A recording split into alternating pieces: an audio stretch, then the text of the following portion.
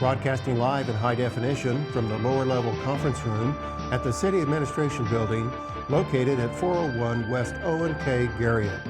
Please stay tuned as Mayor Bill Shuey presides over the meeting. My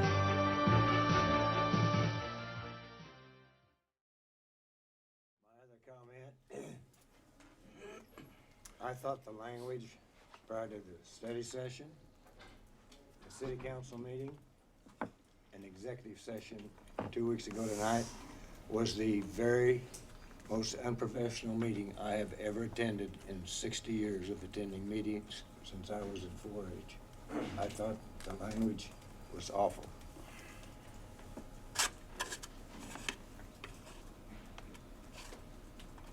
I have heard from a lot of people that have said the same thing. Enid is a small town. News gets around. Last thing you want is for news to get spread in the church in Oklahoma. It takes about 3 days and everybody knows about it. We need to watch what we say, and if we don't clean it up, I will call for a recess of 10 minutes while we go out and work on our vocabulary. And if that doesn't work, we'll come back, and the next time we'll go out for 11 minutes. We may not get anything done, but we've got to clean up our language. We've got to be professional. We represent the city of Enid.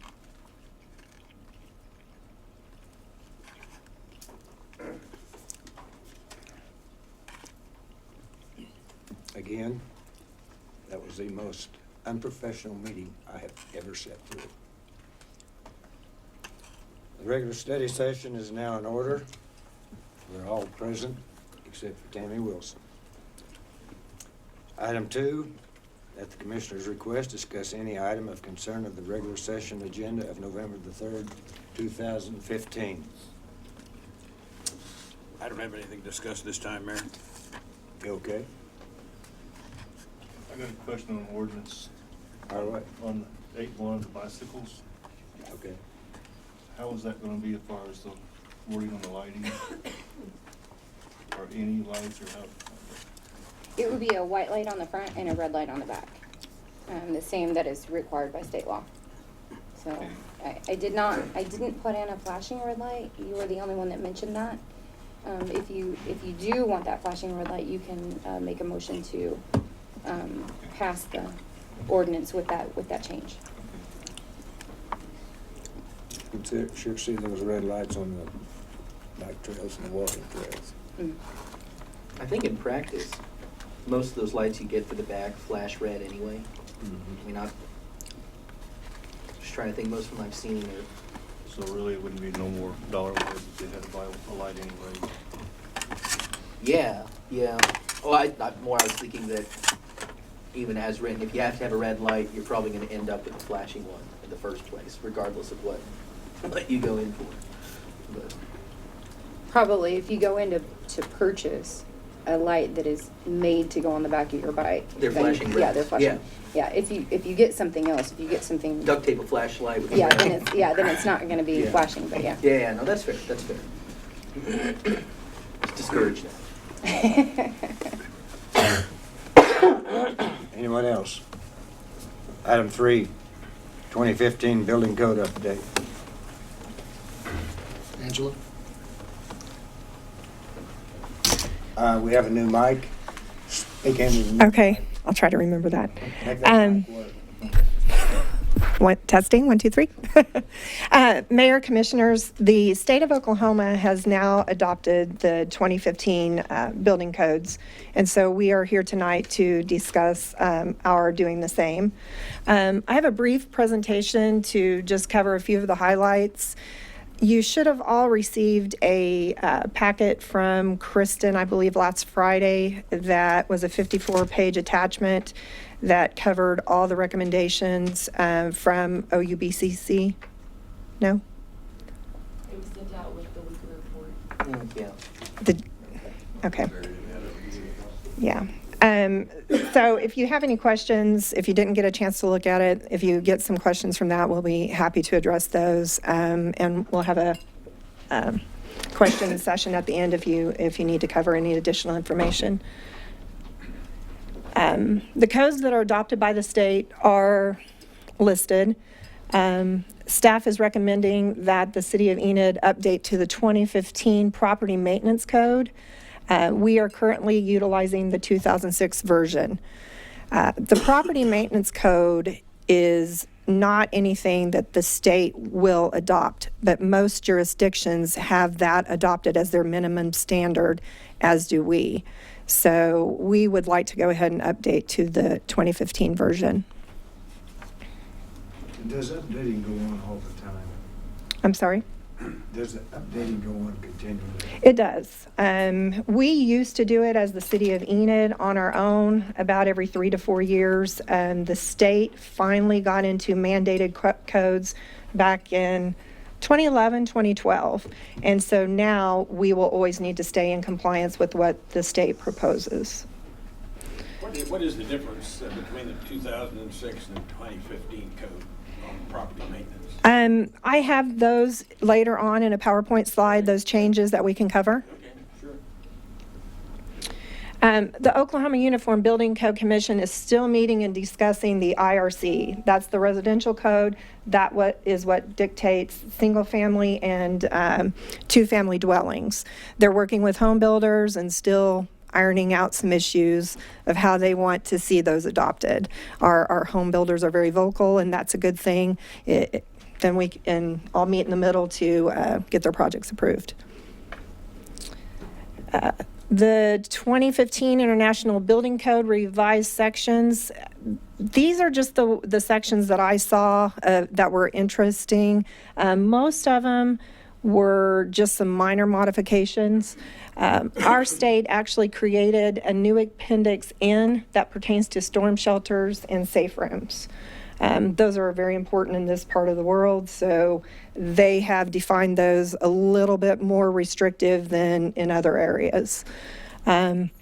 They added a section regarding daycare facilities in the use and occupancy chapter, and this just makes our code requirements for those type of uses in compliance with state law. Once again, they added additional information on storm shelters and new requirements for the safe rooms. That's bathrooms, ingress, egress, capacity. A section was modified in the means of egress chapter to clarify guards and fall restraint usage when you get to adding equipment on top of roofs. References to the International Energy Code, Conservation Code that are in the building code and other codes, mechanical, plumbing, any of those have been modified to refer to the 2006 version, as they did not adopt the 2015 Energy Code. There's things there that are pretty restrictive, and the state did not adopt those.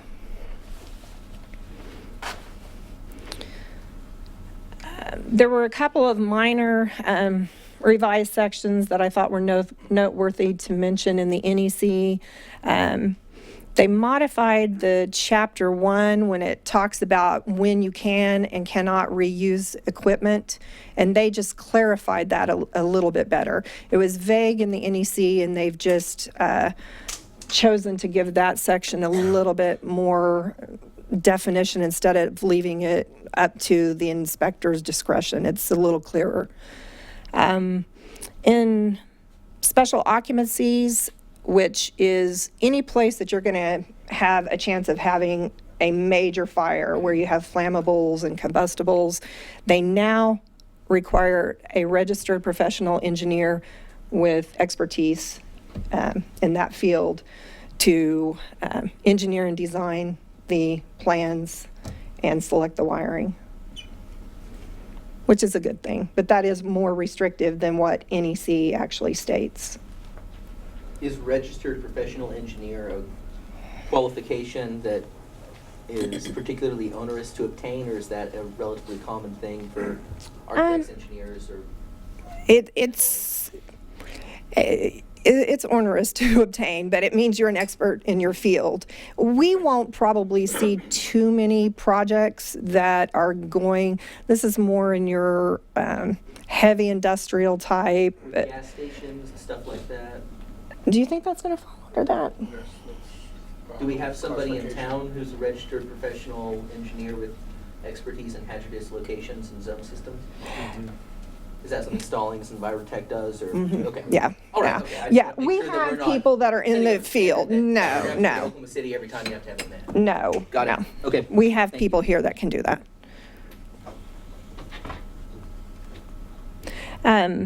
There's no significant changes to the below codes. The existing building code, the fuel gas code, mechanical and plumbing, it was all pretty straightforward. Like I said, stated before, we just did not identify anything in the adoption of the new codes that we believe is going to create any difficulties or hindrances in construction. We think we'll just be moving forward. This gets into the differences between the 2015 and the 2006 property maintenance code.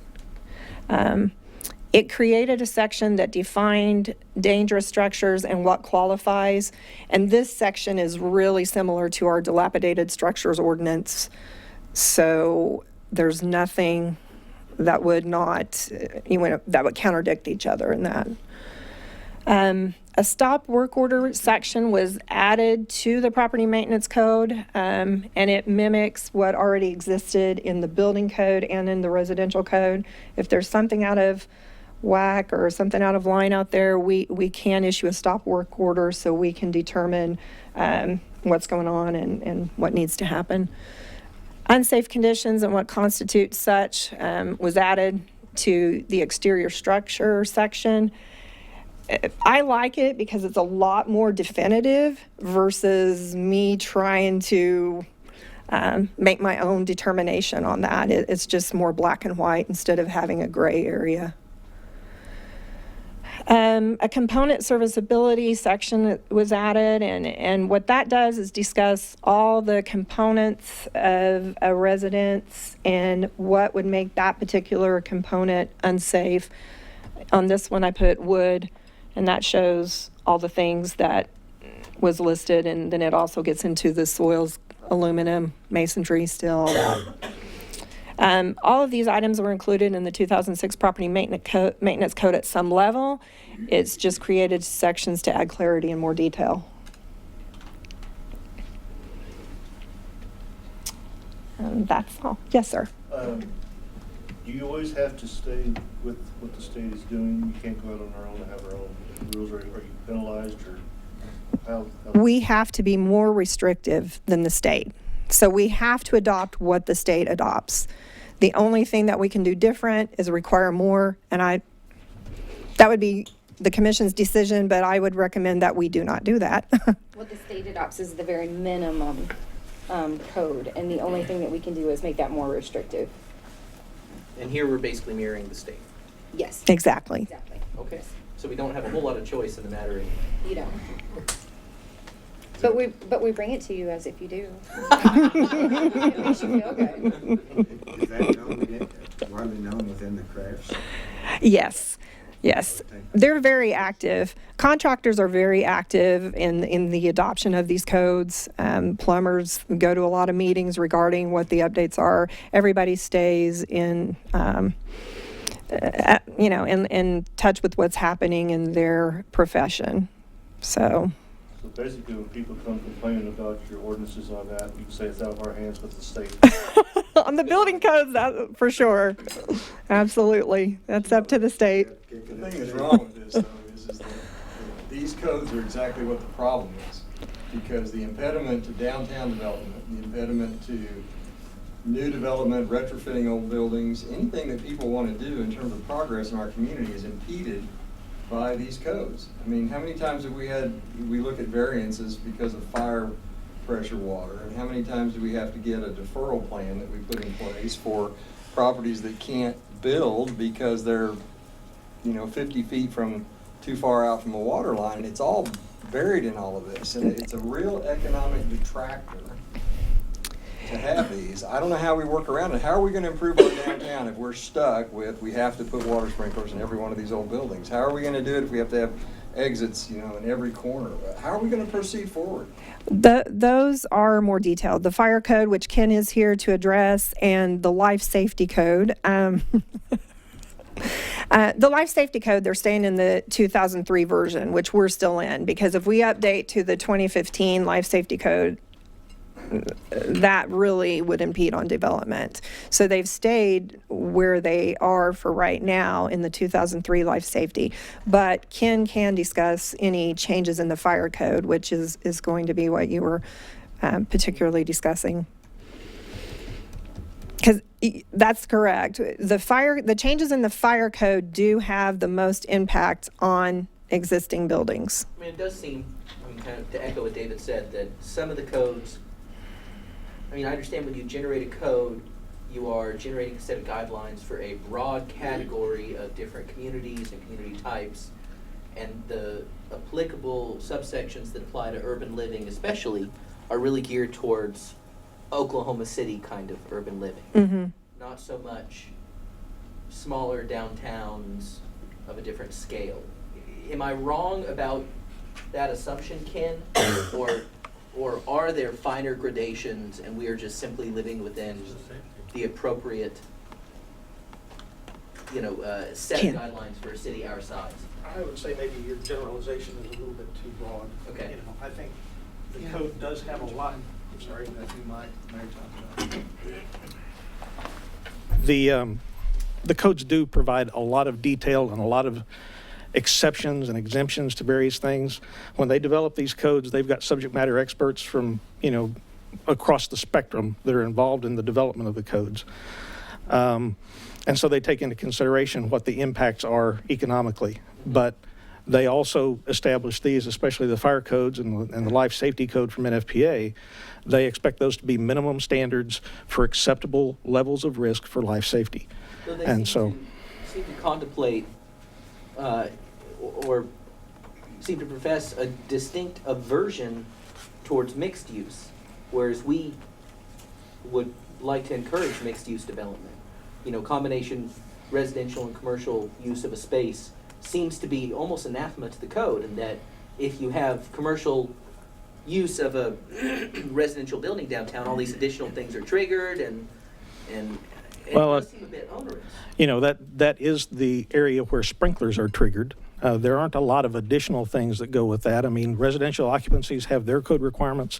The mercantile occupancy below would have its own code requirements, but there is one particular reference in the code, and it says that there is no minimum requirement and no exceptions to it, that when you put a residential occupancy into a commercial building with other types of occupancies, the entire building will be sprinkled.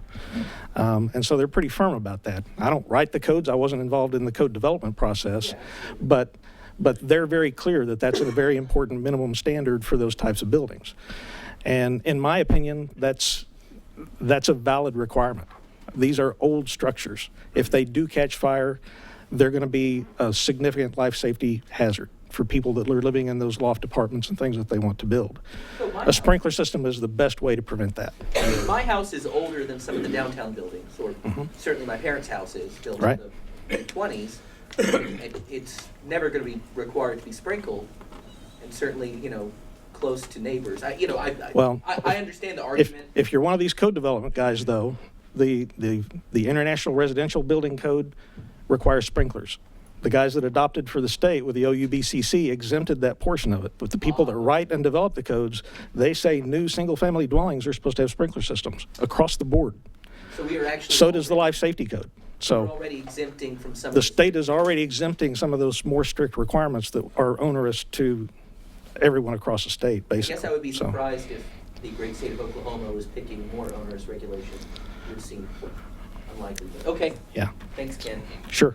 Well, probably just a quick follow-up.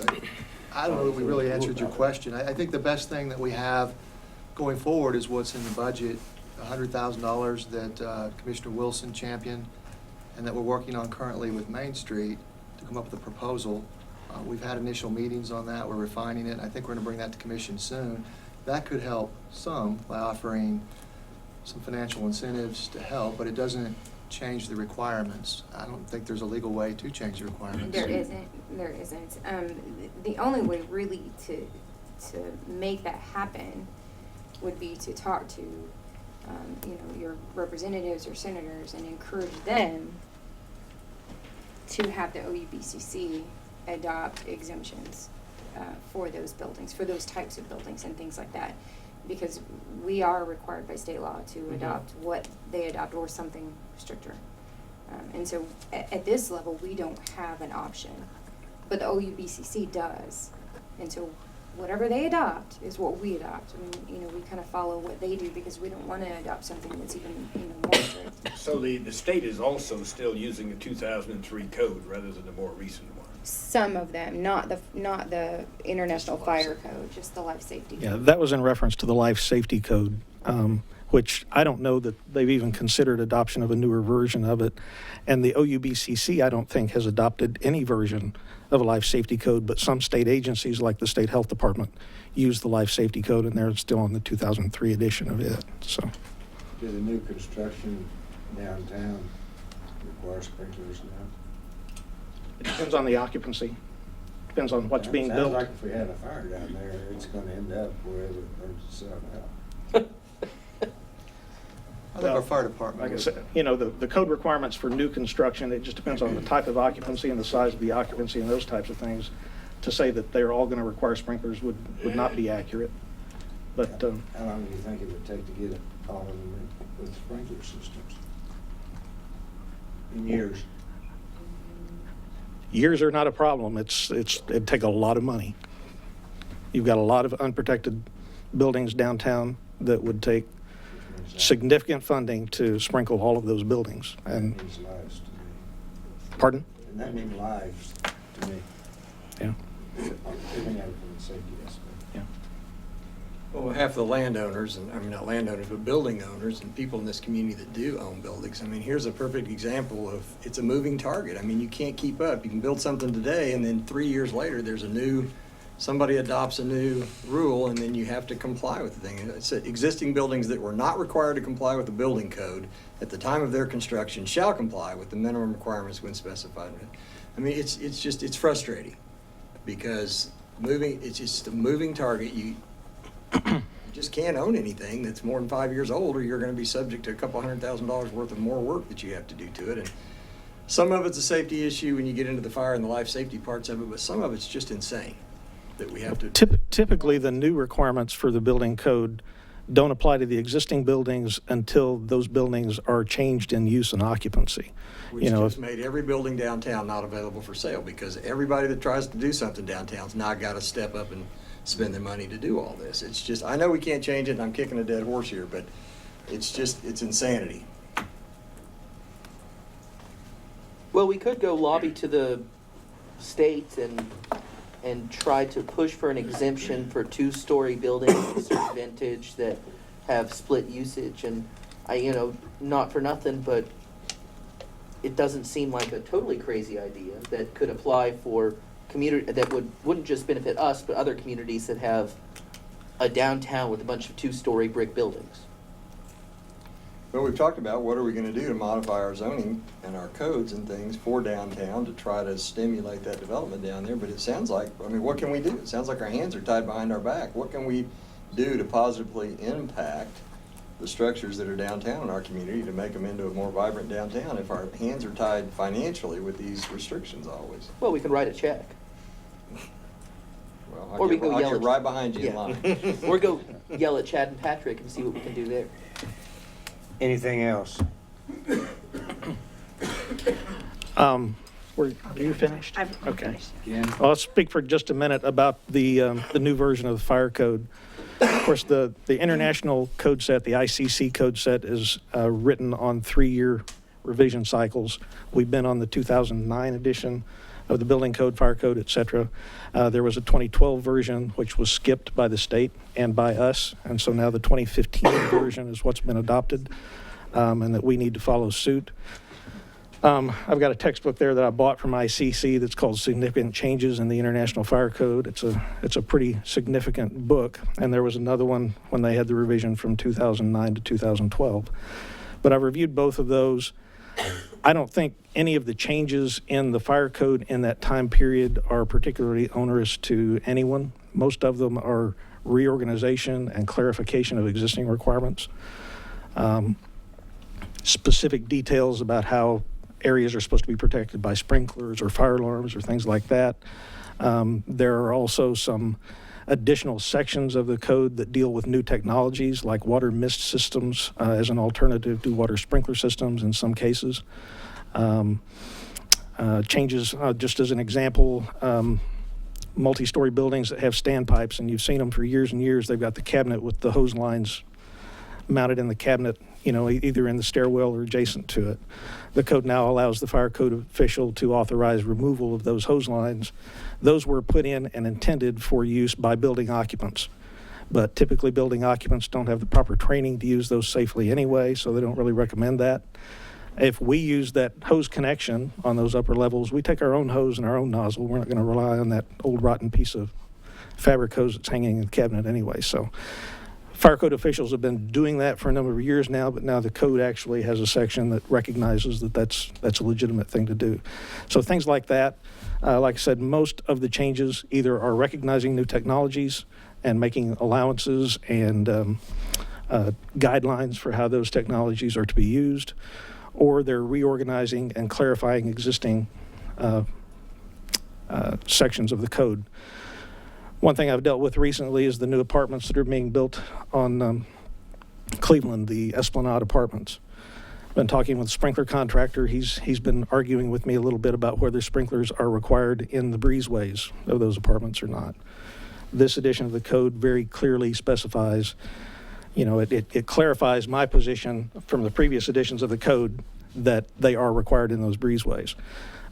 He was resistant to doing that and didn't have them included in his bid, so we're still kind of arguing that point a little bit. But that kind of clarification is an example of what I'm talking about. So any questions about the fire code? All right. Thank you very much. Thank you. Item number 4, FEMA floodplain update. Robert? Thank you, Mayor, Commissioners, City Manager, Commander. This is an update on FEMA's floodplain information in the Enid area. Now, FEMA is Federal Emergency Management Agency, and we're generally familiar with their work involved with responding to disasters, the federal agency that responds to disasters, and they do that. They also have a hazard reduction or a prevention or a mitigation mode, and one of those is the floodplain involves managing the floodwaters, and it's addressed through the National National Insurance Flood Protection Program that they manage. And City of Enid is a member of the NIP. We are a member of the national program. And as such, we do regulate the flood hazard area, typically known as the floodplain.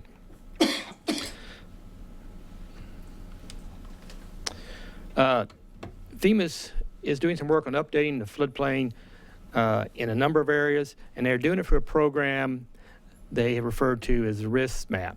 And risk map, as it's labeled here, is mapping, assessment, and planning. And it is a system they're using to assess risks on floodplains and hazards and provide the local communities with additional tools to manage those on a larger basin, looking beyond just the corporate limits. They're not just looking at the city or the county, but in a larger area. The program has 4 areas I want to talk about here. One is just identifying the risk, going out and identifying what the problems, concerns are, which they've done, doing an analysis or assessment of those risks, determine what the level of risks they are. It's reference to flooding and what some solutions are, and then to communicate that risk, or basically after modeling the risk, to communicate back to the communities, which is what we want to discuss tonight. Okay. They are, as I said, they are doing this on a wider approach. They're doing it on a watershed approach. which they're looking at a larger area than just Enid, and we'll get to that in just a minute. But the reason they do that is because it encourages communities to work together beyond boundaries, because we know flooding doesn't stop at the city limits or doesn't start at city limits. It is based on the watershed, not necessarily the corporate limits. Also, helps us to understand the existing flooding hazard. I want to point out that this report or analysis doesn't create any flooding. It just identifies where there's existing flooding and gives us tools to help manage that. So it's very important to recognize that. And it provides a framework to evaluate the flood risks in the communities and areas and help resolve those. So that's how that's why they're doing it on a watershed approach. And I want to now cover the watershed that FEMA's identified and we're in. This is the Lower Cimarron Skelton watershed. And you can see it's in the upper center part of the state. Cimarron River runs through this area as well as Skelton Creek. And Enid would be, in the red area, would be in about the upper middle areas where the city of Enid falls. I'm going to go to there are 5 communities in this watershed that they've done detailed studies on.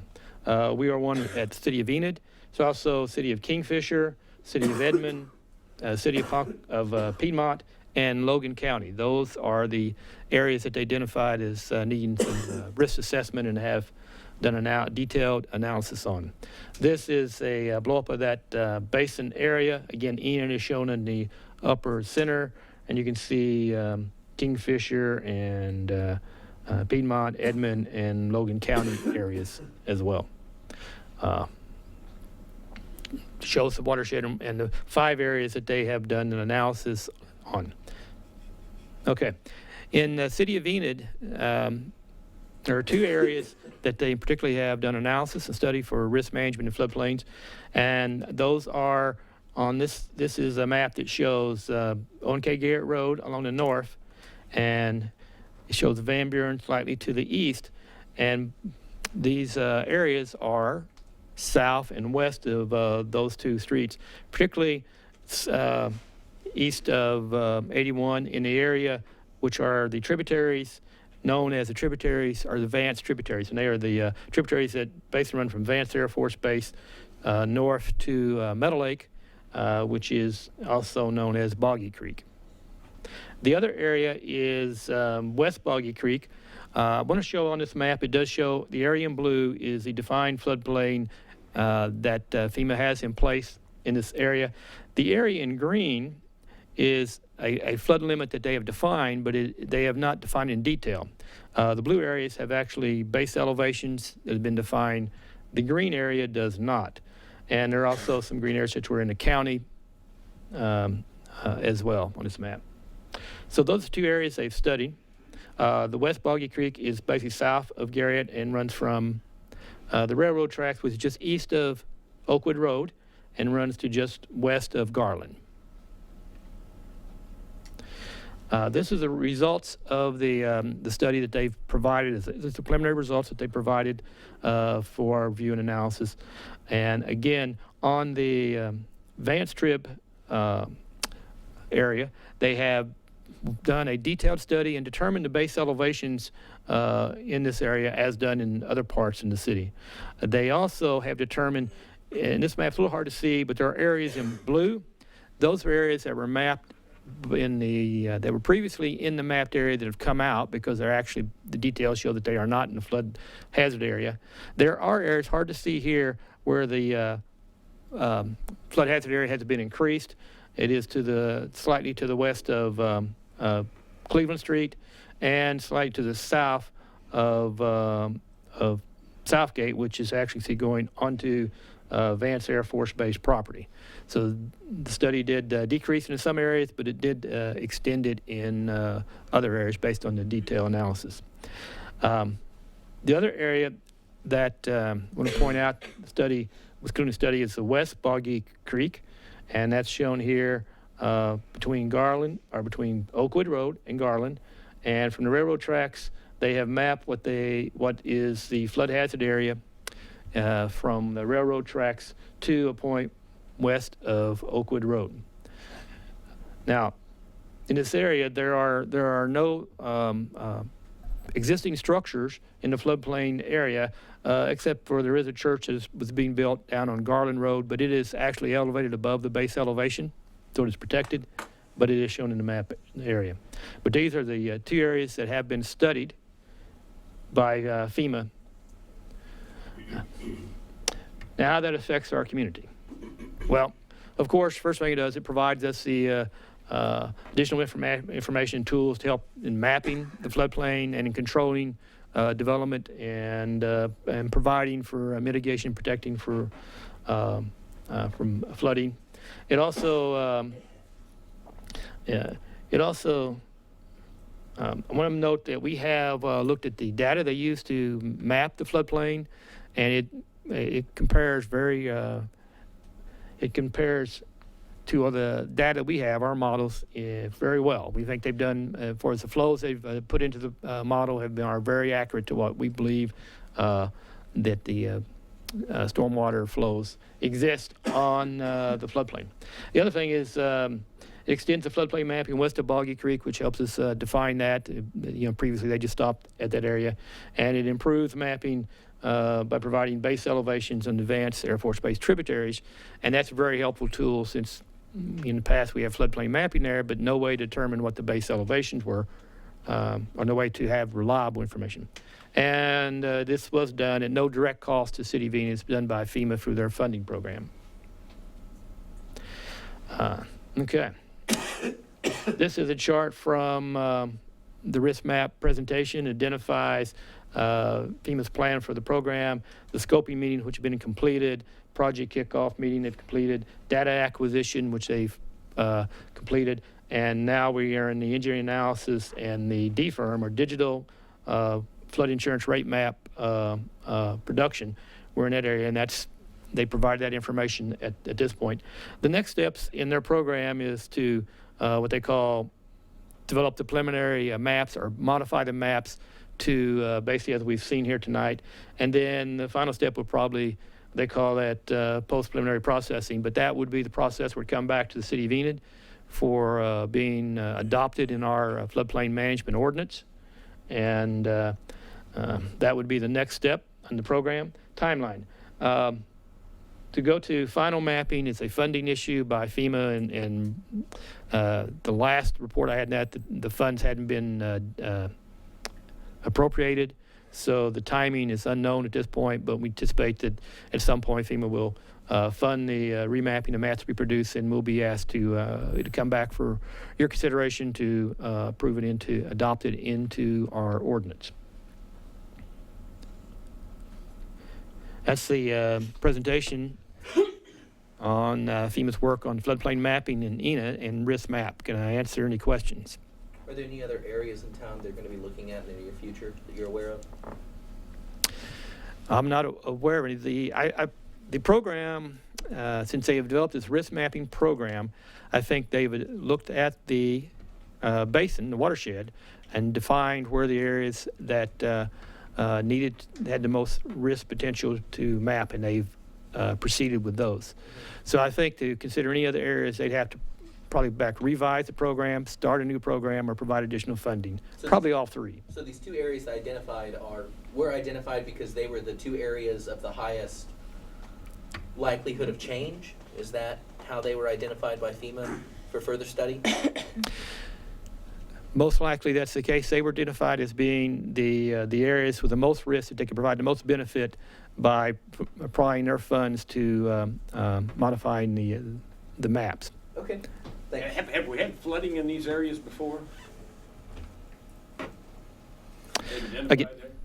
Again, in the trib areas down here on what we call the Advanced Air Force Base tribs, those are generally inside the channel areas, and of course when you have storm events, the water flows down the channel, so that's normally to be expected.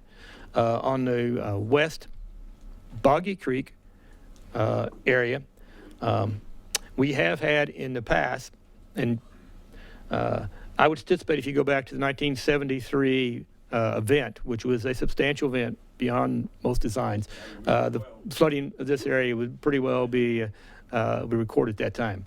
But since then, a lot of flooding in that area that far west. Anyway. Yeah. Since then, Garland Road has flooded, and water has gone across Garland Road many times since my arrival here in '82, until we developed the Garland detention, the Garland South detention. Now, it hasn't not been flooded since the development of that detention facility, so it has helped protect that road, and I think done its purpose. However, we haven't seen this design storm either. But the answer is, the best model, the best information, the current conditions, if you have the design storm, a 1% chance happening any one year, that would be the limits of, you would anticipate the floodwaters. Do we keep, And we haven't seen that storm recently. is that the one behind Lowe's or Walmart? The one on South Garland? Okay, that's, this is Garriott Road on the north. This is Garland, showing just to the west. Lowe's is right in the corner there. Walmart is across the road to the west of Garland as I'm locating here. Does that help identify it? Lowe's would be right here, right in this location. How many years do they update that?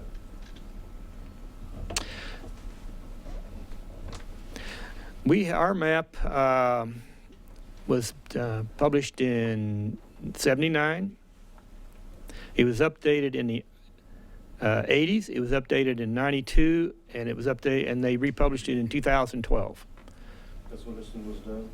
No. The one we have currently is 2012, and this is this has not been mapped yet. This is a preliminary map, and I suspect that in the next year, sometime in the near future, that we'll be asked to incorporate this into the map. But how they do it when funding is available and where's a substantial change in the environment. I think it's done in '79, in the '80s, and in '92, and in 2012. Well, I can only imagine in 3 years, all the concrete's been poured out there, how much that will change as far as flooding. Yes, their mapping data is based on existing condition. What our ordinance provides, what our master plan provides, is that as development occurs, we expand and enlarge these detention facilities and offset that peak. So, according to the master plan, the intent is that the flood area does not increase. It does not increase because we offset it with regional detention facilities. And actually, these areas can be developed with channel improvements that go along. With channel improvements, you can. The ordinance does provide for development of these areas. If you do develop the areas, you just have to develop them so that they are protected from flooding. Do we have a program for cleaning the channels continually? Trees, trash? Yeah, the city goes through and does a program to maintain the channels from time to time. I think there was a significant program to do a channel improvement just I think about 2 years back, and I'm sure it's an ongoing program. Since these maps are used to determine property owners' insurance rates, when they get done with this, is there going to be more people paying or less people paying flood insurance as a requirement? It will enlarge the area, certainly, and you're right. I want to point out that typically the homeowner's policy doesn't cover flooding. It doesn't cover stormwater flooding, only interior flooding. So stormwater flooding is covered by the national program, which is subsidized by the federal government, and your agent can provide you with that, but it's additional insurance. And if you're in an area where you have a loan that's backed by a federal agency or other conditions the federal's involved, insurance is required. Insurance would be required. So what it would identify when this map is adopted, if development occurs in these areas, there are two things. One, it would be required to be protected from flooding by elevation or by floodproofing or otherwise. And the second item, unless the map is amended to move them out, then flood insurance may well and probably would be required. However, since they're elevated protected from the flood level, it's at a reduced rate. Now, we have that ability to have that reduced rate because we are in the program, and that's one of the issues. That's where the federal government works with the communities. We work with them on managing the program, and they allow us to acquire reduced rates for flood insurance, but it's still required.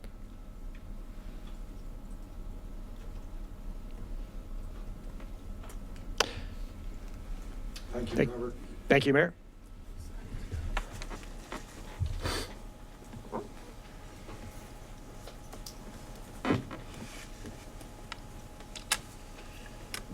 Item 5, discuss the food truck ordinance. Mayor Commissioners, I sent out a draft last night that I hope you had an opportunity to read, but we have discussed it as well. And so this ordinance would amend the mobile food vendor ordinance to allow for kind of food truck food courts or parks or whatever you want to call it. I called it a food court in my ordinance. And the current ordinance does not allow any parking, I'm sorry, not parking, but seating or tables for customers. This would allow a property owner to create an area where food trucks could come and go, and seating and tables and bathrooms and utilities and things like that would be set up permanently for those trucks and for their customers. Sorry. It would require then, rather than putting the responsibility on the food truck owner to provide for trash cans and bathrooms for their customers, it would require the food court owner to do that, because state law requires that anytime a food truck is in any given place for more than 4 hours, then a bathroom has to be provided for the customers. So a public bathroom is required. So rather than the food truck having to find somebody or bring in a porta potty or whatever, then the property owner would do that, and they would provide the tables and chairs, trash cans, and then the utilities for the food trucks. And then all of the food trucks still has to comply with all of the state laws, including state and city licenses, returning back to its commissary daily, things like that. But it would be accepted from providing the bathrooms and the trash cans. So, and it does, I almost forgot, it provides a $75 license fee, an annual license fee. And for the first year, they would have a kind of a shortened plat review process, where code could review the plat, make sure that there's adequate parking, make sure that there's ADA standards are complied with, and things like that. How long would the food truck be able to sit there in the food court? It could sit there for up to 12 hours before it had to leave and then go back. Now, though, under state law, they're required to return to what is considered their commissary, and depending on the facilities available at that location, it could be that location could be their commissary. So I mean, that's kind of up to the an agreement between the food truck owner and the property owner. Yeah, and it's not something that usually the city would get involved in, but they'll have to. So they could potentially sit there for a while? Or? They could. Mm-hmm. But generally up to 12 hours. Does code enforce this ordinance? They do, yes. And have we in the past had to go and tell people if they'd been there more than 4 hours and didn't have a bathroom? Code does not enforce that part. That is a state law, and we have, in our ordinance, we have said you have to follow state law, but they don't go around calculating how long a food truck has been at a particular location. Now, if code got a complaint, then they could they probably would go out there and visit with them and say, how long have you been here? But they don't go out and time how long somebody's been somewhere. They also don't go and try to determine whether somebody's been there 14 hours or 12 hours or without going back to their commissary. So it hasn't been an issue that I know of, they're not really. food truck Nazis. They're just they And we have some folks who want to set this up. We do, in town. yes, I mean, this we do. is in part At least to one allow location. at least one private person who wants to make some big improvements to Yes. to an area to allow for this, to Yes. meet our criteria. Yes. Help me in Cool. how, I'm sorry, go ahead.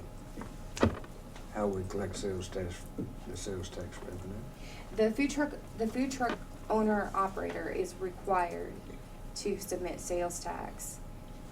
The property owner themselves wouldn't be collecting any sales tax because they're not selling anything. But the food truck owner is required to do that. And obviously, if we get our sales tax report and we go, hey, we know there's a food truck operating that's not on this list, then then we can look into that. Do we have But that that's- ability to look into it? The finance department does. Okay, great. They can look into it. Yeah. But when we license a food truck, we require that they give us a copy of their state tax permit. So we know that at least they've been in contact with the state. We won't know until we get receipts whether or not they're actually paying sales tax, but 'Cause yes, finance It's can look obviously into that. factored into the cost of the merchandise, the cost of the. food. Right, right. Mhm. Any more questions on that? Thank you.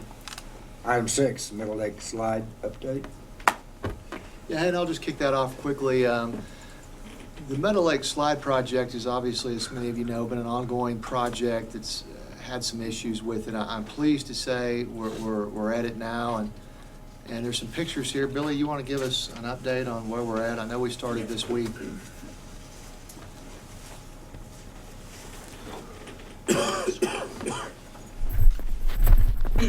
Well, as you can all see, we've completely raised this dirt. We had to go in and we probably put in 2,000 yards of dirt to do away with the way they actually had it, which wasn't compacted. It had no compaction at all. It was starting to erode.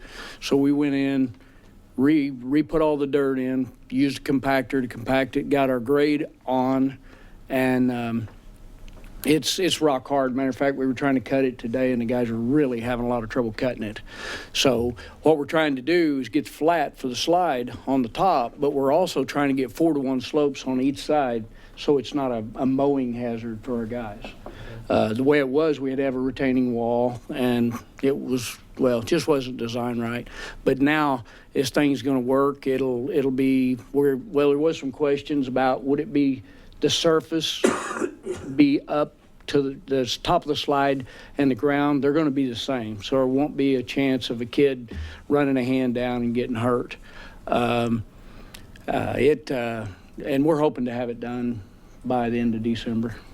And we've got some of the parts that were used there were damaged, so we're having to order those parts. Should be in a couple weeks.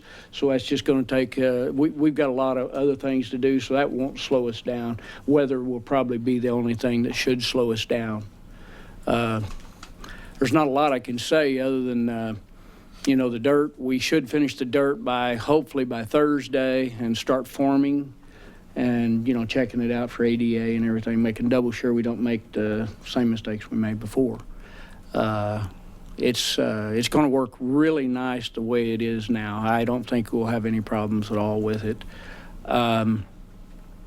The steps, and me and Morali talked about it a little bit, and we may do a little bit of redesign on the steps, but again, that's just something we're going to do and decide in the next week or so. But other than that, we're just trying to get the kids, because they're going to run to the nearest point. So we're going to try to make it easier so we don't have some children get hurt out there. So, but any questions? I mean, we're just in the beginning phases. We started on it last Thursday. It rained Friday, and we worked on it yesterday and today. So they've made vast improvements fast. When they come to the end of the slide on the bottom, are they coming out onto grass, or what are they landing? No, they're landing in a pit.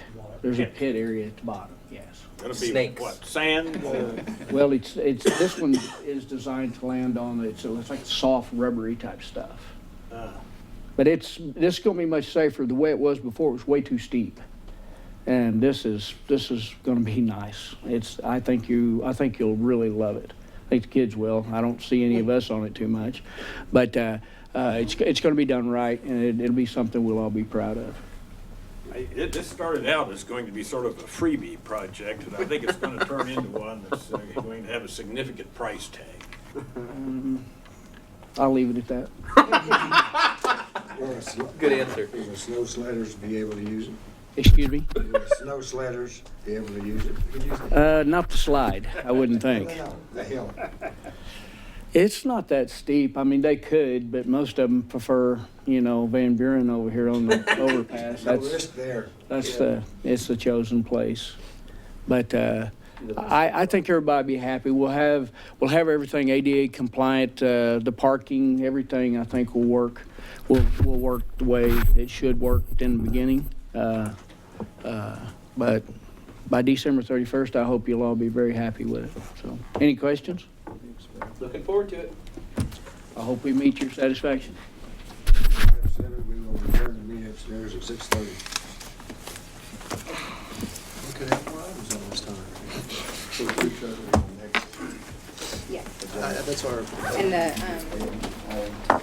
codes as well, international. Actually, I went down the old slide. I know you can't wait for that one. I'm gonna vote no on that one just because. Shocked. Oh, which one? Yeah. Coast. Thank you for joining us for the Enid City Commission study session. If you have any questions or comments, visit our website at enid.org.